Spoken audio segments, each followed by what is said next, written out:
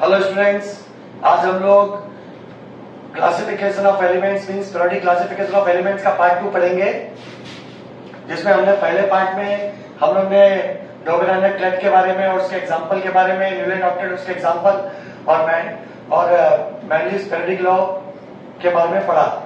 आज हम लोग मैरिट्स ऑफ मैंडलिस पीरियोडिक टेबल के बारे में 4 टॉपिक अभी आपको एक्सप्लेन करने जा रहा हूं मैं। देखो, इसमें लिखा है कि कुछ एटम्स के कुछ atomic masses of the some elements were revised, उसको चेंज करके उसको प्रॉपर प्लेस पे रखा गया, जो मैंडलिफ ने किया। फिर ये पहले लोग क्या सोचते थे कि बेरिलियम, पहले आज तक जितने साइंटिस्ट सब बेरिलियम का जो एटॉमिक मास नंबर है उसको 14.09 समझते थे। तो जो बोरॉन 11 के बाद में रखा गया था, पहले मैंडलिफ के पहले मैंडलिफ ने क्या किया, उसका रिवाइज किया और उसको proper atomic mass find out किया, बताया कि बेरिलियम का एटॉमिक मास जो है 9.4 है, 14.09 नहीं है बल्कि 9.4 है। तो 9.4 होगा तो उसके बाद में बोरॉन को रखा। तो बेरिलियम पहले रखा फिर बोरॉन रखा। तो यहाँ पे 2 चीज को रिवाइज किया गया, सही किया गया।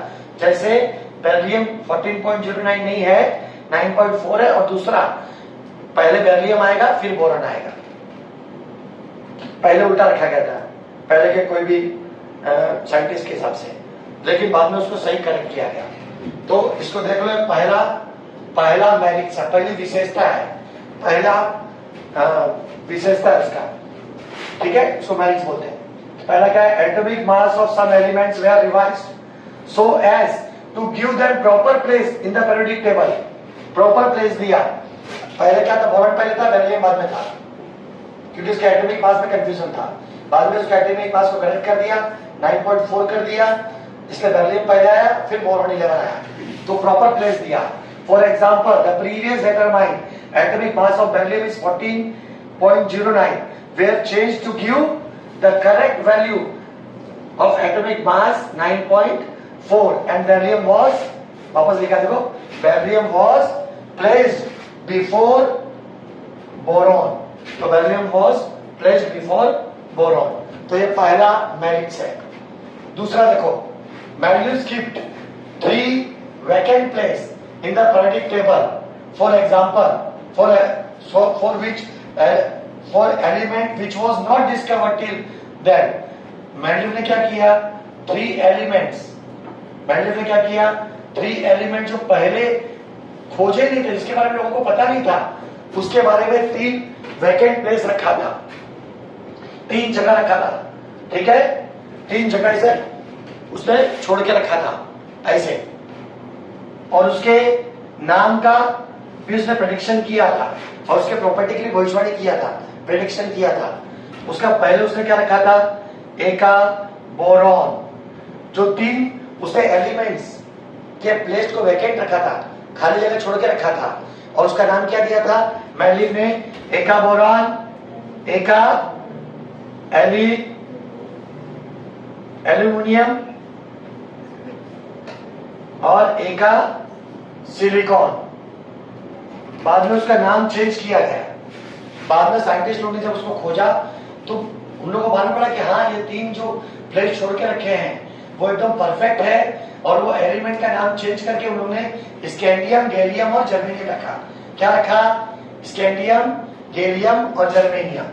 स्कैंडियम, गैलियम और जर्मेनियम रखा, ठीक है। और उसकी जो प्रॉपर्टीज की जो प्रेडिक्शन किया था कि उन्होंने बताया था कि भाई एका, फॉर एग्जांपल एका एल्यूमिनियम को लिया, ठीक है, तो उसका नाम चक्के के गैलियम रखा बाद में साइंटिस्ट लोग ने। तो उसको बताया था कि एटॉमिक मास उसका 68 रहेगा। किसने बोला था, मैंडलिफ ने कहा था। जो बाद में डिस्कवर के बाद में जब ये 3 वैकेंट एलिमेंट्स के बारे में साइंटिस्ट लोग ने खोजा, डिस्कवर किया और इसके प्रॉपर्टीज के बारे में स्टडी किया, तो जो मैंडलिफ ने जो प्रॉपर्टी लिखा था वैसे ही मिला, सेम वैसे ही मिला।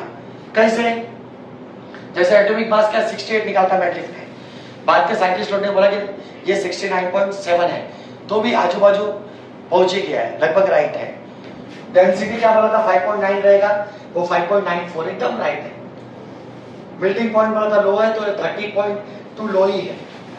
उसका फार्मूला ऑक्साइड क्या है E2, E2 इसलिए एका एल्यूमिनियम है, एका है इसलिए E2 है, O3 ऑक्साइड्स।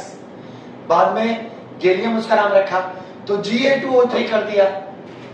उसका नेचर ऑफ ऑक्साइड क्या है, एम्फोटेरिक ऑक्साइड, तो ये भी एम्फोटेरिक ऑक्साइड है।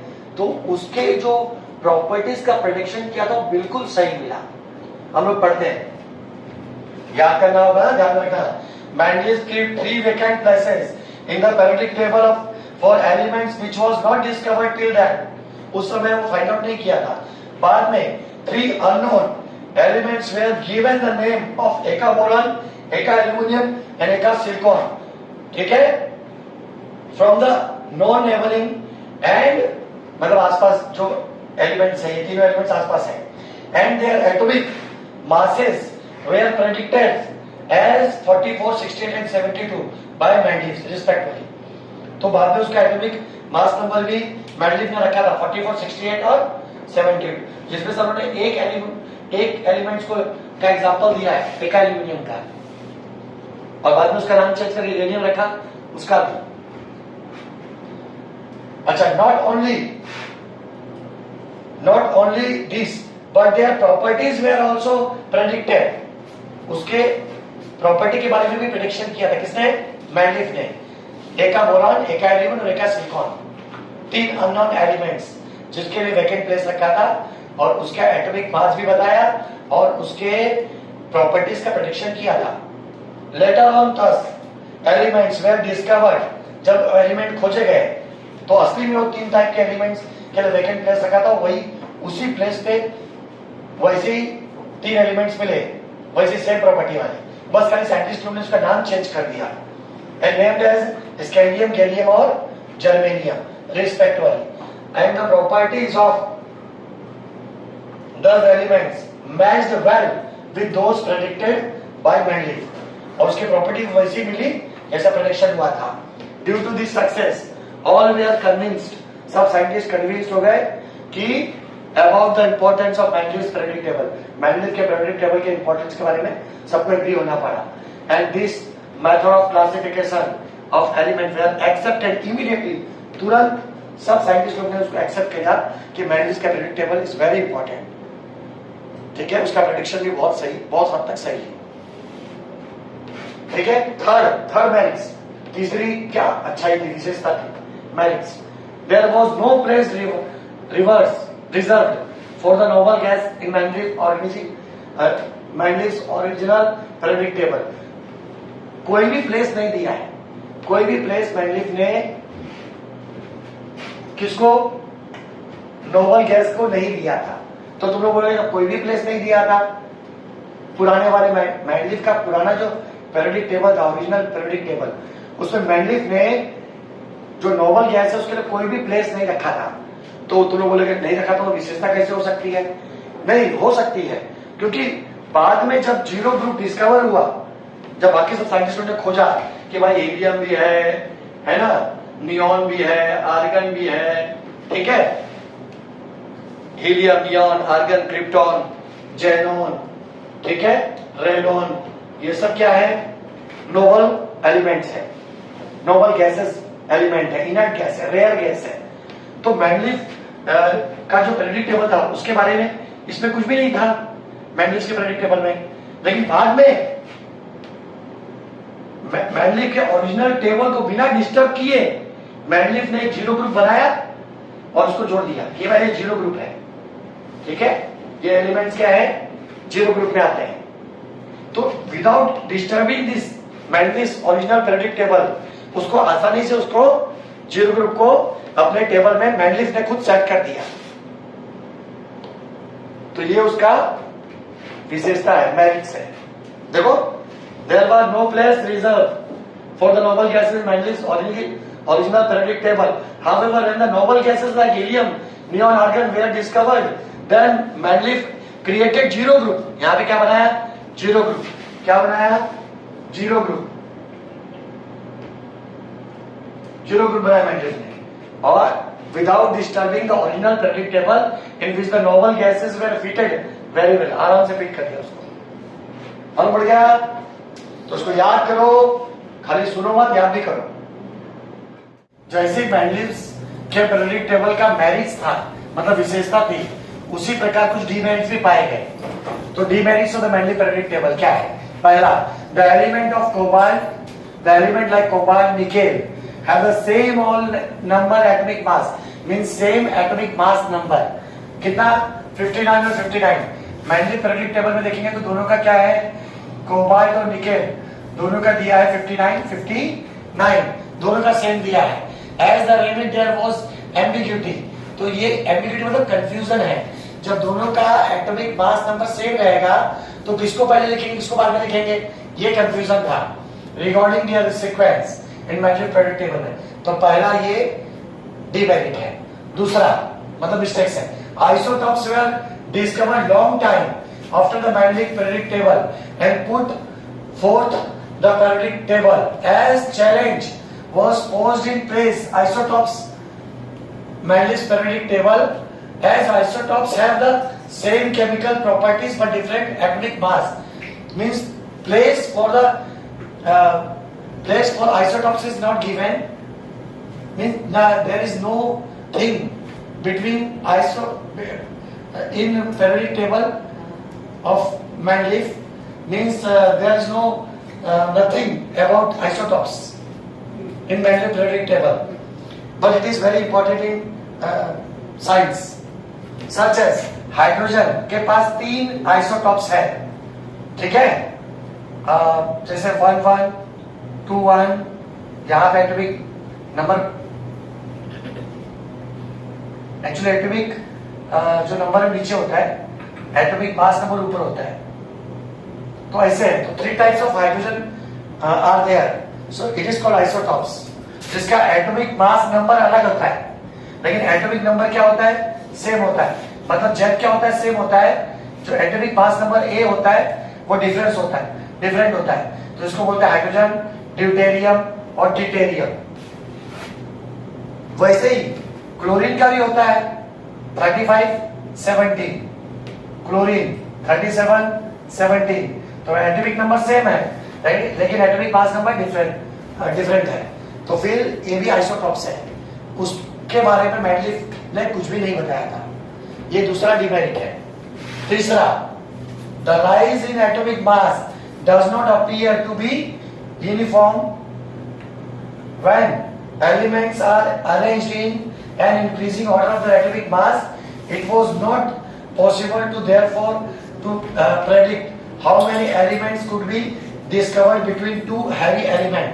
देखो मेंडलीव ने जब उसका पीरियोडिक टेबल बनाया तो मेंडलीव के पीरियोडिक टेबल में 2 हैवी एलिमेंट जिसका एटॉमिक मास नंबर ज्यादा है, जैसे मान लो एक का है 80 और दूसरे का एटॉमिक मास नंबर 110 है, तो उसके बीच में कितने एलिमेंट्स आएंगे उसके बारे में कुछ डिस्कवर नहीं किया था, क्योंकि मेंडलीव को पता नहीं था। मेंडलीव के टाइम खाली 63 एलिमेंट्स डिस्कवर्ड हुए थे, तो मेंडलीव के पीरियोडिक टेबल में 63 एलिमेंट्स के बारे में।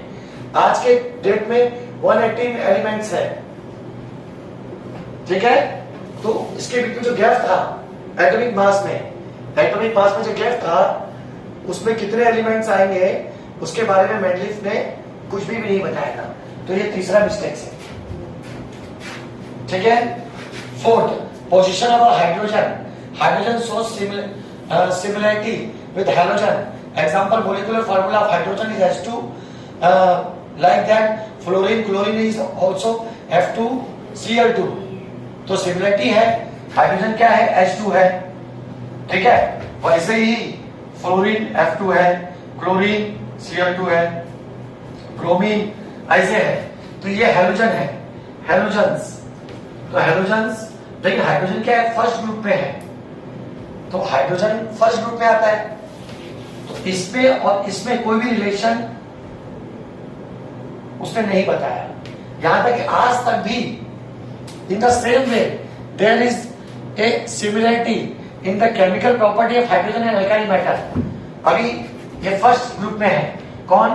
हाइड्रोजन को पहले ग्रुप में रखा है, मॉडर्न पीरियोडिक टेबल में पहले ग्रुप में रखा है क्योंकि वो अल्काइल मैटर है, ठीक है। तो उसको एकदम ठीक से पता कि हैलोजन में ये क्यों नहीं आया, ये हैलोजन में क्यों नहीं रखा, अल्काइल मेटल में क्यों रखा, मेटल में क्यों रखा, ये सब हमेशा कंफ्यूजन रहा। There is a similarity in the molecular formula of the compound of hydrogen and alkali matter like a sodium potassium, ठीक है, and formed with the chlorine and oxygen. On considering above properties, it is difficult to decide the constant position of the hydrogen, whether it is in the group of alkali matter or in the group of halogen. तो हमेशा इसके बारे में confusion रहा कि इसको अल्काइली group में रखें, अल्काइली मेटल मतलब फर्स्ट ग्रुप में रखें या उसको हाइड्रोजन के ग्रुप में रखें, हाइड्रोजन को। आज तक कंफ्यूजन, अभी भी कंफ्यूजन है।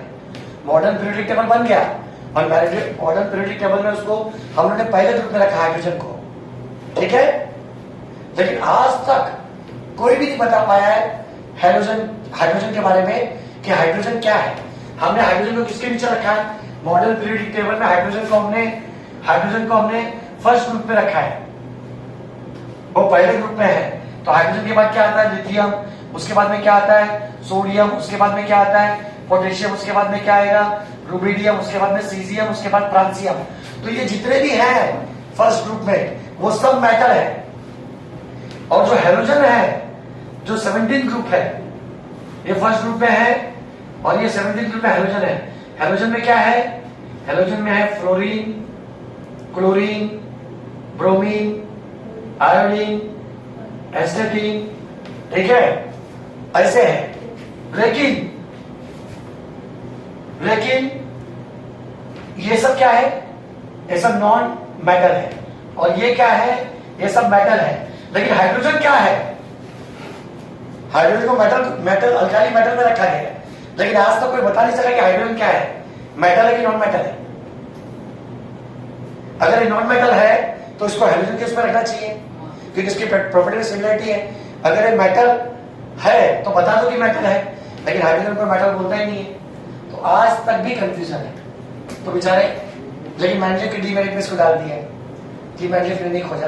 अरे आज तक वैसे किसी ने भी नहीं खोजा है, लेकिन चलो डीमेरिट से तो याद कर लो, ठीक है। तो ये हो गया डीमेरिट्स, तो उसको याद कर लेना। क्या बोला था कि atomic mass is the fundamental particle of an atom. लेकिन मोस्टली ने बोला कि किसी भी एलिमेंट्स का फंडामेंटल पार्टिकल उसका एटॉमिक मास नहीं हो सकता है, क्योंकि कोई भी जो एटम है, हेनरी मोस्टली ने बोला कोई भी जो एटम है, कोई भी एलिमेंट का एटम के अंदर के उसके सेंटर में जितने प्रोटॉन होते हैं, यानी पॉजिटिव चार्ज, प्रोटॉन क्या है, पॉजिटिव चार्ज है, उतना ही इलेक्ट्रॉन्स भी होते हैं। जैसे सोडियम का एटॉमिक नंबर मतलब जेड कितना है, 11।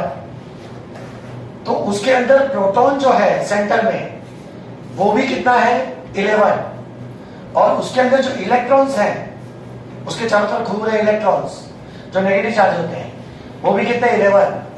और इलेक्ट्रॉनिक कॉन्फ़िगरेशन, जो इलेक्ट्रॉन होता है, नंबर ऑफ इलेक्ट्रॉन के हिसाब से उसका इलेक्ट्रॉनिक कॉन्फ़िगरेशन हम लोग लिखते हैं, जो 2, 8, 1 है सोडियम का इलेक्ट्रॉनिक कॉन्फ़िगरेशन। और इलेक्ट्रॉनिक कॉन्फ़िगरेशन के हिसाब से उसका एटॉमिक बाहर आउटर मोस्ट ऑर्बिट पे कितने सेल्स है वो पता चलता है, और उसके हिसाब से उसकी वैलेंसी पता चलती है कि वैलेंसी कितनी है। तो all things depend upon atomic number. जितना एटॉमिक नंबर होगा उतना प्रोटॉन होगा, जितना प्रोटॉन होगा उतना इलेक्ट्रॉन होगा। इलेक्ट्रॉन के बेस से हम लोग इलेक्ट्रॉनिक कॉन्फ़िगरेशन फाइंड आउट करेंगे। इलेक्ट्रॉनिक कॉन्फ़िगरेशन के हिसाब से आउटर मोस्ट सेल में कितने इलेक्ट्रॉन है वो पता चलेगा। तो इलेक्ट्रॉन लेगा या देगा उसके प्रॉपर्टी का पता चलेगा। तो मेटल है कि नॉन मेटल है कि मेटल है वो पता चलेगा, और साथ में उसकी वैलेंसी पता चलेगी। तो all things depend upon atomic number, ठीक है। So the fundamental particle of any atom is atomic number, not atomic mass. तो मोस्टले ने बताया कि मैंडलिफ के पेरियोडिक टेबल में जो भी डीमेरिट्स है वो केवल इसलिए है क्योंकि मैंडलिफ ने एलिमेंट्स को उसके एटॉमिक मास के असेंडिंग ऑर्डर में अरेंज किया। अगर पेरियोडिक टेबल को, जो long form of periodic table वो मोस्टले के हिसाब से बनाया गया है, उसने बोला कि अगर हम लोग elements, when elements are arranged in ascending order of their atomic number, then all the demerits of the Mendeleev periodic table will disappear. So the modern periodic law को चेंज कर दिया गया, मतलब Mendeleev periodic law को change करके modern periodic law बना दिया गया, long form of periodic table का लॉ बनाया गया, जिसको लिखा गया कि property, chemical and the physical properties of element is